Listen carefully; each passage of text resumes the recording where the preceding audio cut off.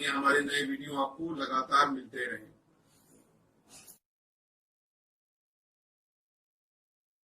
नमस्कार दोस्तों, धर्म रहस्य चैनल पर आपका एक बार फिर से स्वागत है।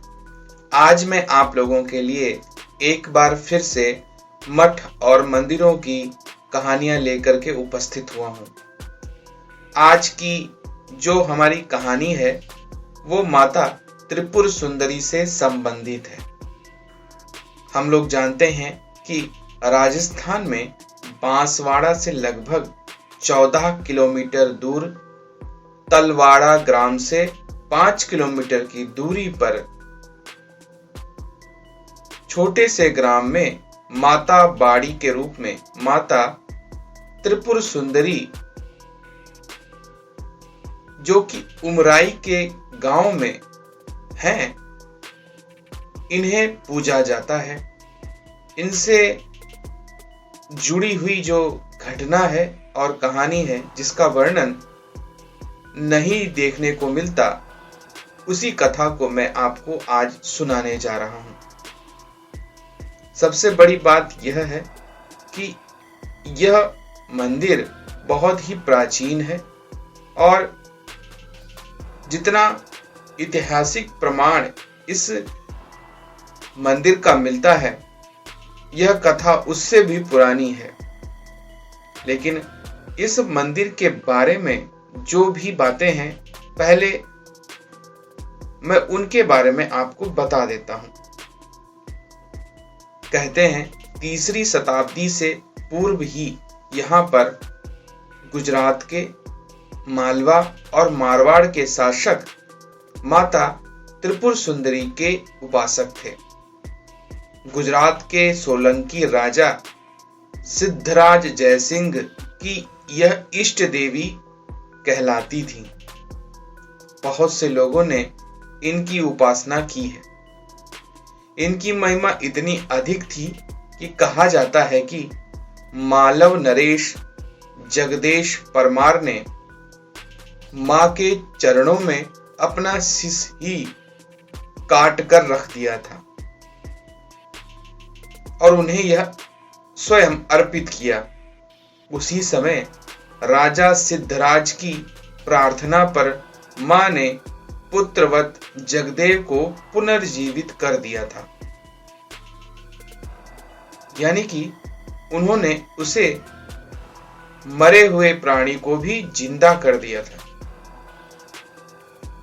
यह एक पंक्ति भी आती है इसी कथानक के संदर्भ में कि निष्प्राण में फूके प्राण, पीड़ितों का करे परित्राण।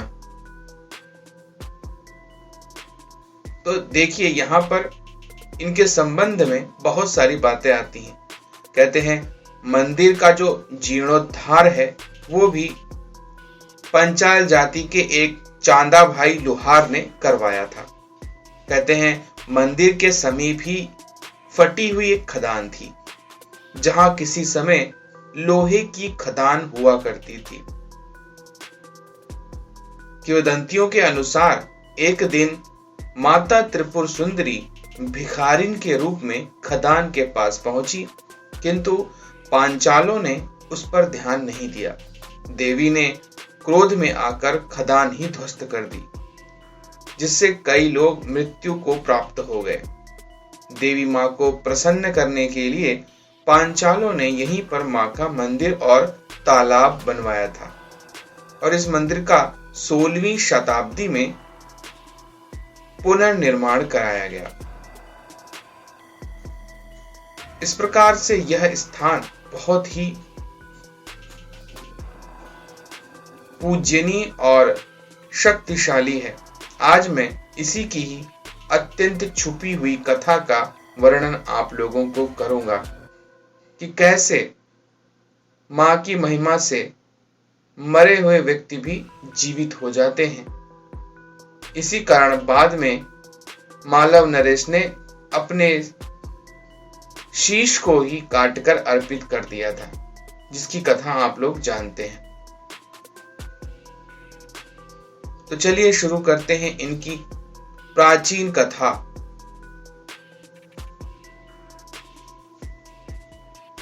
त्रिपुर सुंदरी मंदिर बांसवाड़ा राजस्थान में स्थित है। यह वह स्थान है जहां पर हजारों वर्ष पूर्व एक तांत्रिक पीठ स्थापित था। यहां पर रहने वाले गोदराज नाम के एक व्यक्ति ने माता की बड़ी ही हृदय से उपासना की थी। इस स्थान पर रहकर गोदराज माता की पूजा किया करता था। वह कहा करता था कि माता की महिमा अनंत है। इनकी साधना में संसार के सभी तंत्र मंत्र लगे रहते हैं। त्रिपुर सुंदरी माता 10 महाविद्याओं में सर्वोच्च मानी जाती हैं, क्योंकि यह भोग और मुक्ति दोनों की ही दायिनी है। अति सौम्य रूप होने के कारण केवल और केवल इनकी साधना करने वाला साधक समस्त भोगों को भोगते हुए मुक्ति को प्राप्त करता है। इनकी साधना में भय का कोई स्थान नहीं होता है। इसी कारण से इन्हें भय मुक्त देवी भी कहा जाता है। अत्यंत सौम्य तरीके से केवल इन्हीं की पूजा और उपासना की जाती है। इसी प्रकार उनकी सारी बातें समस्त लोग वहां पर आकर सुना करते थे और धीरे धीरे लोगों में माता त्रिपुर सुंदरी के प्रति प्रेम जागृत होता जा रहा था।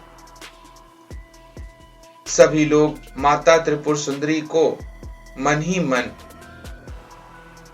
ध्यान भावना से याद करते थे और उन्होंने यहां आकर माता की वंदना भी शुरू कर दी थी। त्रिपुर सुंदरी माता का एक छोटा सा मंदिर उस दौरान गोदराज ने बनवाया था। गोदराज एक महत्वपूर्ण व्यक्ति था जो तंत्र विद्या में अत्यंत ही निपुण था। ऐसे ही एक दिन माता त्रिपुर सुंदरी की उपासना करते वक्त एक व्यक्ति जोर जोर से चिल्लाते हुए उनके पास आया। उन्होंने माता त्रिपुर सुंदरी को प्रणाम किया और उस व्यक्ति की बात सुनने के लिए बाहर आ गए। वह व्यक्ति जोर जोर से चिल्लाकर कह रहा था कि गुरुदेव, मेरी पुत्री की रक्षा करो। वह एक चमत्कारिक वशीकरण तंत्र में फंस गई है। गोदराज ने उससे कहा, सुनो, मुझे पूरी बात स्पष्ट रूप से बताओ। अगर मेरे वश में हुआ तो मैं अवश्य ही तुम्हारी पुत्री की रक्षा करूंगा। गोदराज के यूं कहने पर वह व्यक्ति बोला, आपके अतिरिक्त इस संसार में और कोई भी व्यक्ति मेरी सहायता नहीं कर सकता है, क्योंकि माता त्रिपुर सुंदरी की आप पर विशेष कृपा है। आपने कई लोगों के काम बनाए हैं। इसी कारण से मैं घर से भागा भागा आपसे आपकी सहायता मांगने के लिए आया हूं। मैं एक व्यापारी हूं गुरुदेव। व्यापार में ही मेरे समस्त कर्म लगे रहते हैं। इसी कारण से मैं घर बार से दूर विभिन्न जगहों पर जाकर अपने व्यापार को बढ़ाता रहता हूं। शायद यही कमी मेरे जीवन की इस परेशानी का कारण हो सकती है, क्योंकि अगर मैं घर से बाहर नहीं जाता और अपनी पुत्री की ओर ध्यान देता तो शायद ऐसा नहीं होता। इस पर गोदराज ने कहा, ठीक है, मुझे वास्तविक बात बताओ। मुझे नहीं लगता कि तुम्हें किसी बात से चिंता करने की आवश्यकता है, क्योंकि जब तुम स्वयं माता की शरण में आए हो तो आगे सब उन पर ही छोड़ दो। माता के इस सेवक को केवल सारी बातें स्पष्ट रूप से बता दो। उस व्यापारी ने कहा, गुरुदेव, मेरी पुत्री नगर में सबसे अधिक सुंदर है और इस बात का मुझे सदैव गर्व भी रहता है। मैंने अपनी पत्नी से पूछा कि मेरी पुत्री कहाँ है, क्योंकि मैं जब व्यापार से वापस आया तो वह मुझे नहीं दिखाई दी। तब उसने जो बात मुझे बताई वह आश्चर्य में कर देने वाली थी। उन्होंने कहा कि एक तांत्रिक ने उसके प्रेम सौंदर्य में पड़कर उस पर वशीकरण कौवा तंत्र का प्रयोग किया है। मैंने एक दूसरे तांत्रिक से इस बात का पता लगाया है। उसने बताया कि उसने सोमवार के दिन उसे एक मंदिर में देखा था। वह उस पर मुग्ध हो गया और उसने अपने हाथ पैर के 20 नाखून तथा कौवे की जीभ को शमशान में ले जाकर किसी चिता के अंगारों में जलाकर राख कर लिया था। फिर उसने उसमें अपनी थूक और बाएं हाथ की अनामिका उंगली का रक्त मिलाकर उसकी छोटी छोटी गोलियां बनाई और उसी से उसने आवश्यकता अनुसार प्रसाद देने के बहाने गोली को पान में रखकर मेरी पुत्री को खिला दिया। इसके बाद से उस पर ऐसा जादू सवार हो गया कि वह कहती है कि वह उस व्यक्ति से ही विवाह करेगी और उसके बिना नहीं रहेगी। मैंने जब उसे इस बात के लिए डांटा तो उसने गुस्से में आकर कहा, मैं तब तक वस्त्रहीन ही रहूंगी जब तक आप मेरा विवाह उस व्यक्ति से नहीं करवा देते। और उसने सारे कपड़े उतारकर अपने आप को एक कमरे में बंद कर लिया है। अब बताइए, मेरी पुत्री इस प्रकार इतने शक्तिशाली वशीकरण में कैसे आ गई है? वह न तो भोजन खा रही है, न ही पानी पी रही है और उसने स्वयं को वस्त्रहीन किया हुआ उस कमरे में बंद कर लिया है। अब मैं करूं तो क्या करूं? यह सुनकर मेरे तो होश ही उड़ गए। गुरुदेव, अब केवल आप ही रक्षा कर सकते हैं। यह कैसा तंत्र है जिसकी वजह से मेरी पुत्री का मानसिक संतुलन ही बिगड़ गया है? इस पर गोदराज ने कहा, ठीक है, मुझे अपने घर ले चलिए।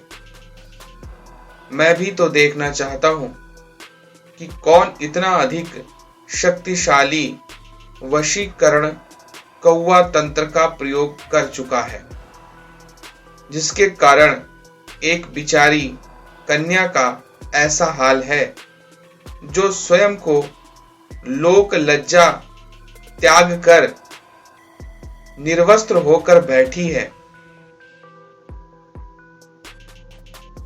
आगे क्या हुआ हम लोग जानेंगे भाग 2 में। तो अगर आज की कहानी आपको पसंद आ रही है तो लाइक करें, शेयर करें, सब्सक्राइब करें चैनल को। आपका दिन मंगलमय हो। धन्यवाद।